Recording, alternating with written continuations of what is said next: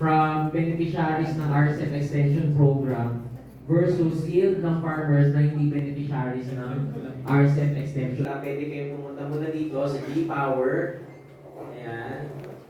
And then, from here, pwede kayo mag-test family.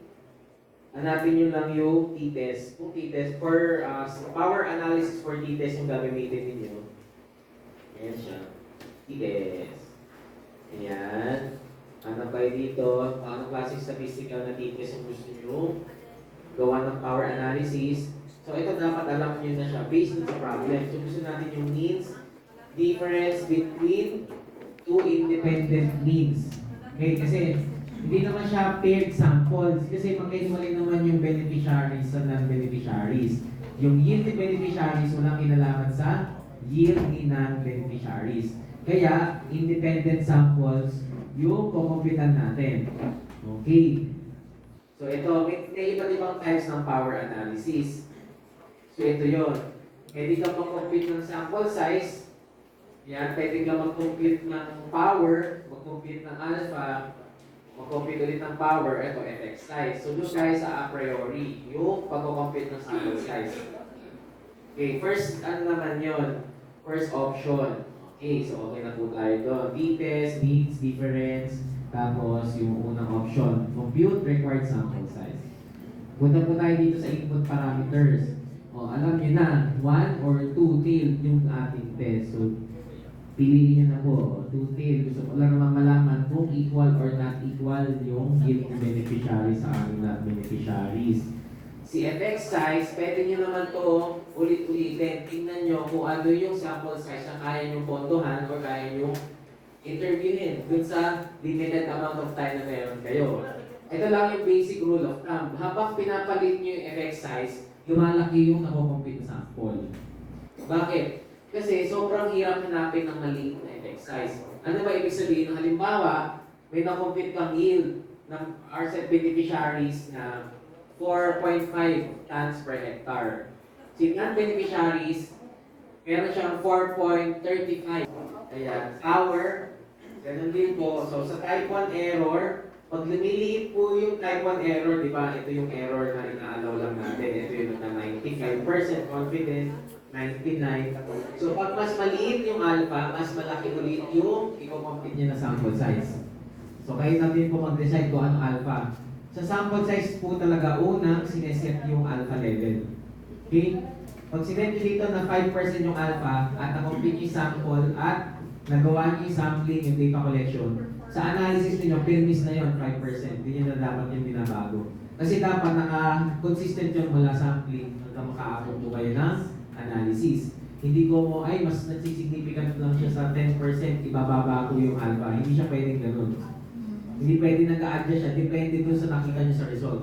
Kasi naka-set na yan, sampling pa lang. Nung pa lang, sinet nyo na siya. Power, ganun din po, pag tumataas itong power, mas lumalaki din yung needed na sample. Okay? Ito naman yung probability na yung makukuha nyo sa inyong data ay tama na may significant effect. So, gusto nyo din na mas mataas na power.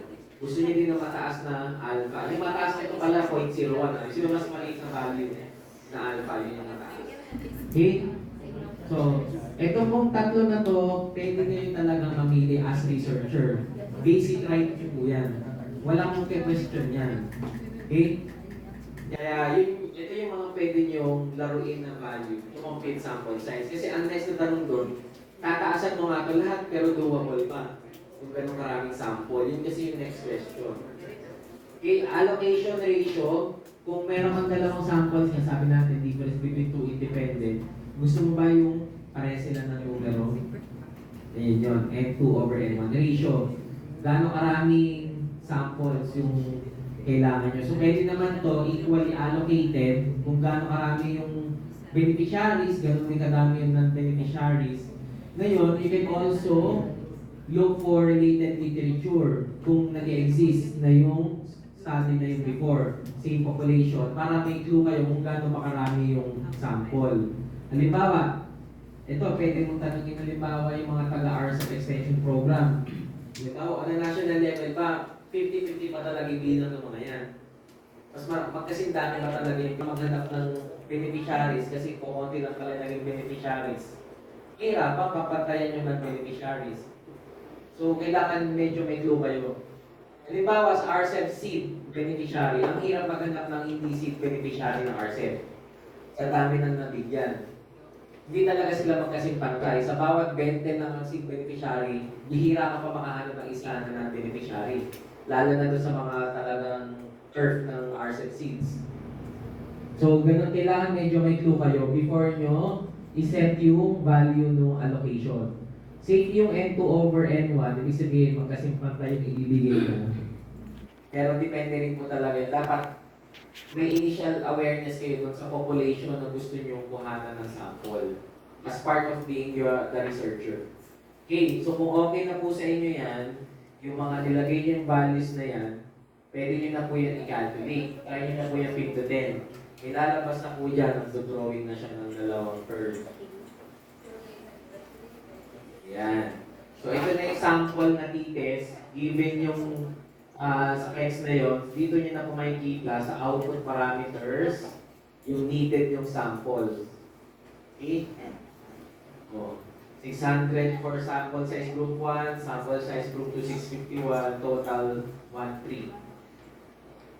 Yan po yung actual power nito, 95% na taas. Sobrang taas niyan. Yan. So, pwede nyo pa yan explore, pwede nyo i-plot for all the range of values.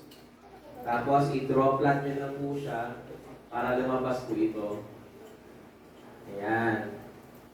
So, ito po yung tinitingnan natin. Given yung inyong naging specifications, dito kayo pwede maghanap ng possible sample size sa bawat level ng power.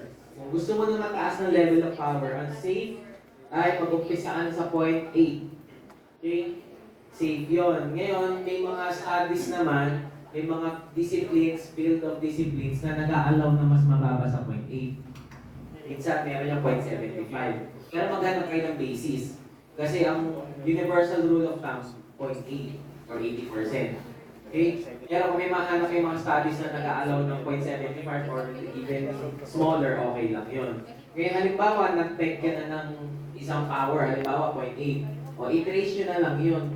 Kung ilan yun yung 0.8. O, ilan yung 0.8. Check natin yung 0.8. O, nasa around na yan, less than 800. Nasa ganon. Pero ano yan ha? Pinagsamang N1, N2 na po yan. Ihahating pa po sa dalawa yun. Kasi dalawang samples yung kailangan mo.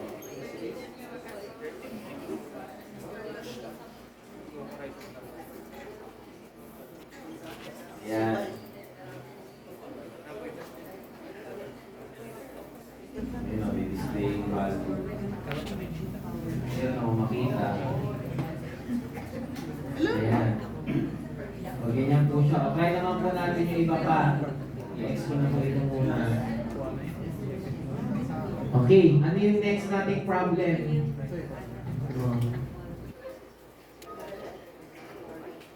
Survey of farmers. Examine effects of fertilizer and pesticide application levels on rice yield. Okay? Effect yung gusto niya makita, kaya tayo magre-regression kasi cause and effect yung gusto natin makapture. So, kaya siya magre-regression para makita niya yung effect ng fertilizer, pesticide sa yield. Okay. So, tingnan po natin dito. Ayan. So, na yung ano. Ayan, regression. Ayan. So, puntahan niyo po yung regression. Meron po dyan linear bivariate regression, tapos may linear multiple regression.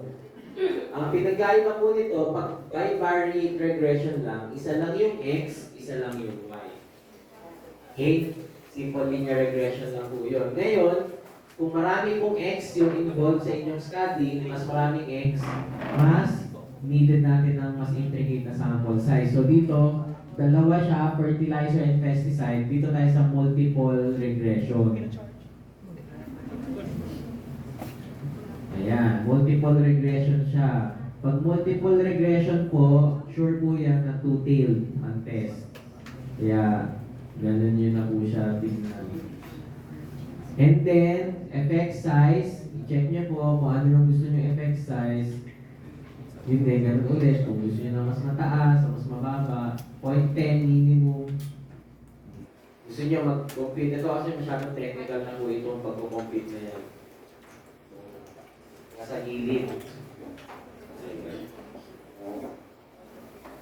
Ayan. Kasi set ng effect size. Ayan. Kung meron kayong idea kung ano yung variance na ina-explain ng bawat predictor, ilan yung R-square, pwede nyo siyang i-calculate. Pwede yun? Pwede naman.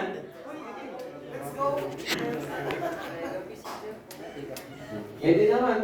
Sino na gusto mo? Intermission? Kahit hindi namin matapos yung topics. Mga pang-intermission lang, okay lang. Win-win.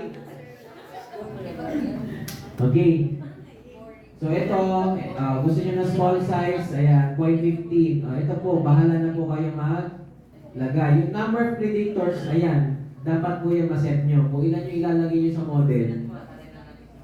Ideally, sa umpisa pa lang, alam nyo na talaga kung ilan yung nasa model. Hindi yung, uy, may nakuha pa akong data ng ganito. Isama natin yan sa model. Dapat po, before pa lang kayo mag-survey, na ilagay nyo na siya. Okay, so halimbawa ito, sinet ko lang yung default, hindi mo na ako nagbago, calculate na ako, ayan. Ito lang ang total sample size ko. 89. Maliit lang. Actual power na 95, mataas lang. Kung gusto mo na mataas-taas na R-square, ayan, try mo ito, kung halimbawa 95%. Effect size niya 19.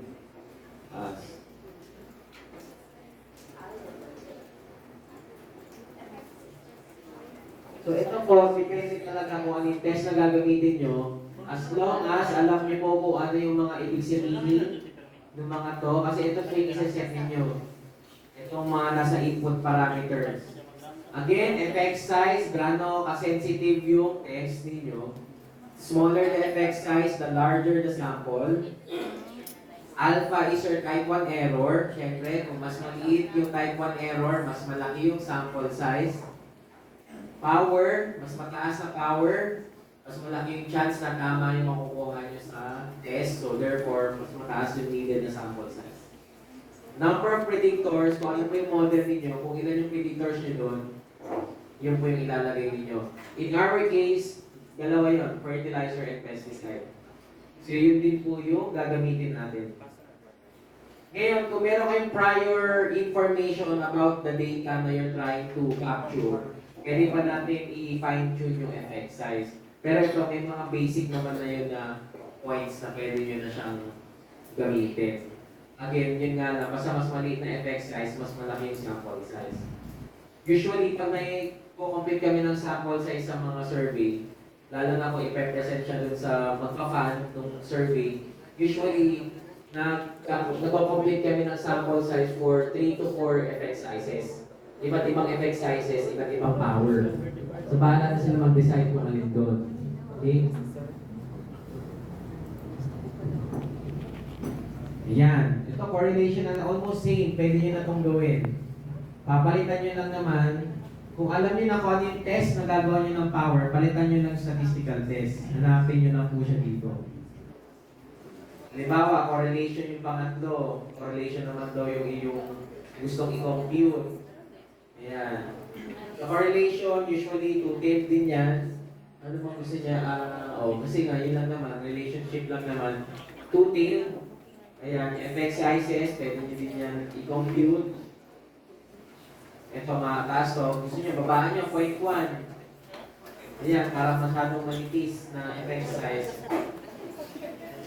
Ayan, tingnan nyo, 1,289 na siya agad. Try niyong babaan yung... Yes, sir?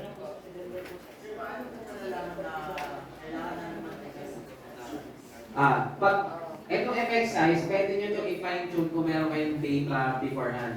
Ano yung mga data niya? Halimbawa, gusto ko mag-measure ng yield. Halimbawa, may study ako sa Agusan. Then, ang main parameter ko, ang gusto kong i-measure ay yield ng mga taga-Agusan. So, mga unang tanong, may makahanap ka ba mga published studies or mga surveys na nakapag-measure ng yield ng Agusan? So, kailangan ko ng yield nila sa standard deviation nila. Yun yung pang-compute natin ng effect. Yun yun. So, yun yung medyo mahirap na konti. Kailangan meron kang basihan. Kaya sila nagiging basihan kasi since sila ay published na yun all, guaranteed na silang clean nun. So, na siya, unbiased estimate na siya ng population value. Kaya pwede natin gamitin yung distribution nun para makatulong sa atin to recompute yung effect sizes. Kasi dito lang siya nagmamatter sa size ng effect. Kasi pag mayroong prior study, alam niyo na yung distribution, alam niyo na kung mas manipis, mas maliit yung dispersion, or mas malaki yung dispersion. Halimbawa, sa rice-based farm household survey, para makompute namin yung effect sizes doon per province, kasi may sample sizes lang per province, nagmuha kami sa PSA ng mga estimates nila ng yield, area harvested, area planted.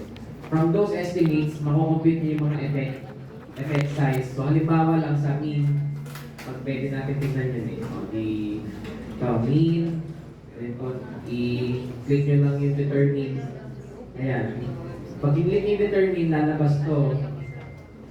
Ayan. So, hahanapan niya kayo ng parameters na ganyan.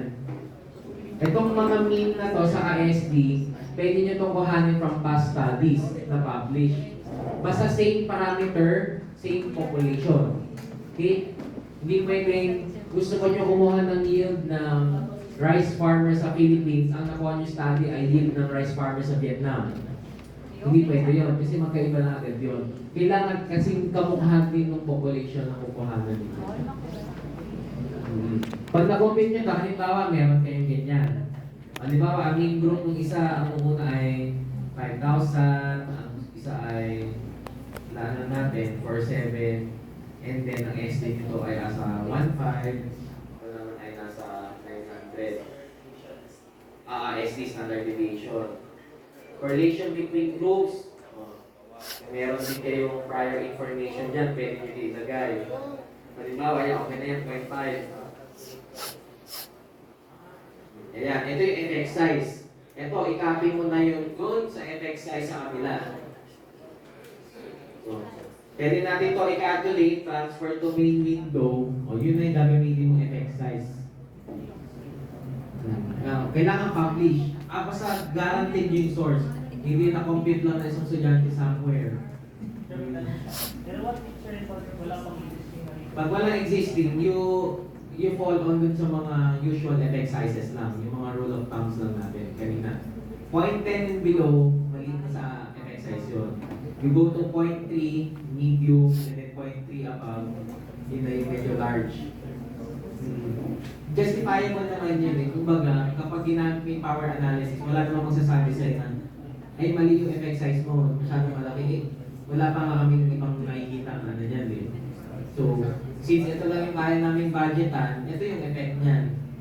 Kasi malaking bagay na yun kasi yung the fact lang na na-consider ka ng effect size, ano na yun, okay na okay siya talaga kaysa yung hindi ka na-consider sa power analysis. Mahirap talaga ito hanapin sa Philippine literature. Alam niyo naman ang sitwasyon ng mga papel sa atin. Kung hindi siya available, hirap pang hagilapin. Kailangan mo mag-subscribe sa ganito ganyan. Pag binessage mo yung author, mga 1 month after mag-reply, wala na. O, di ba? Kailangan mo na mag-survey. So, minsan mahirap talaga. Kaya yun. Hanggat kung meron kayo mahahanap, mahirap naman kasi na maghanap kayo ng mga international papers. Okay lang yun, basta i-ensure nyo na or i-assume nyo na yung mini-measure yung parameter versus yung population na nahanap yung international ay almost the same. Walang pinagkaiba. So, iilan lang yung mga ganong parameters. Usually, ang nakakalusot sa mga ganyan, mga health-related parameters. Halimbawa, mortality rate sa tuberculosis, ganyan. Hindi naman yun nagbabago dahil sa lugar eh. may mga ibang factors. So minsan nakakakuha sila ng mga related din ng ibang bansa.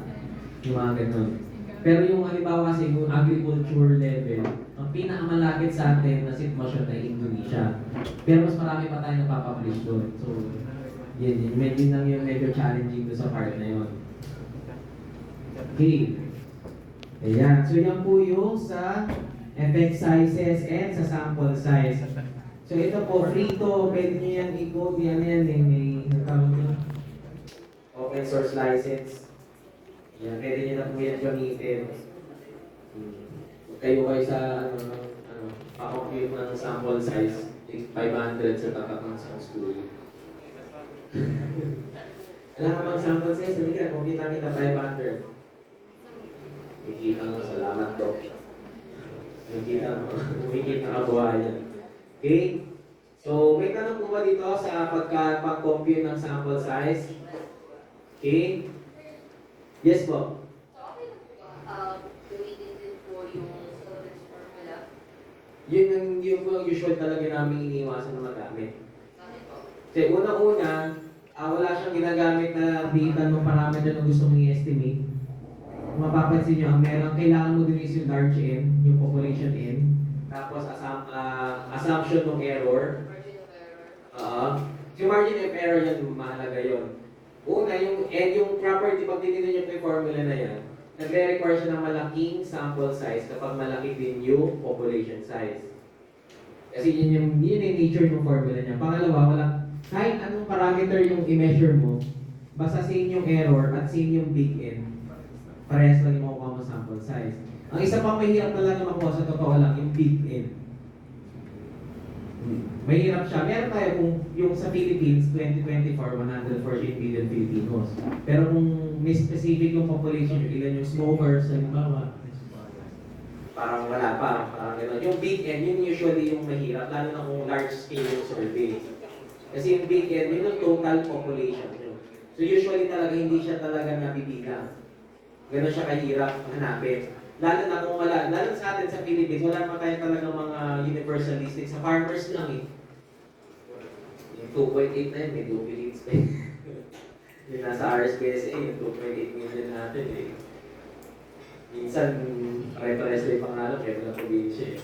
So yun yung isa sa mga mahirap doon. Yun din, nare-require siya. Basta malaki yung N, dapat malaki din yung sample size. So, di talaga namin siya, dito, nire-recommend na gamitin.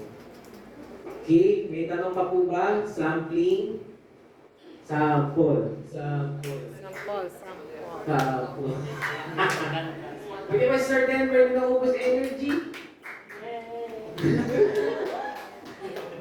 Triple Victorian daw sa energy. Ayan, so wala pa pong tanong? Wala pa? Wala na? Wala na yung isipan?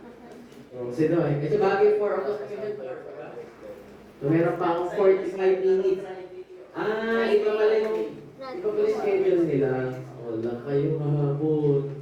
Hindi sila nakapag-SR. Bakit na yung mga rayuma nila? Bawiin nyo na lang daw po next week. Bawiin nyo na lang ngayon. So, bukas, 2 hours. 2 hours kayo mag-SR. Ito yun. Baka naman, kamo sir, 3 to 5 yung health hour. May workshop. Mamaya na na siya, nasa loob na naman. Okay. Kung may energy pa po kayo, may isa na lang po tayong topic. Isa na lang yun. Isa na lang. Gusto nyo, wag na natin pag-usapan eh. Joke lang. Sige, ako na represent.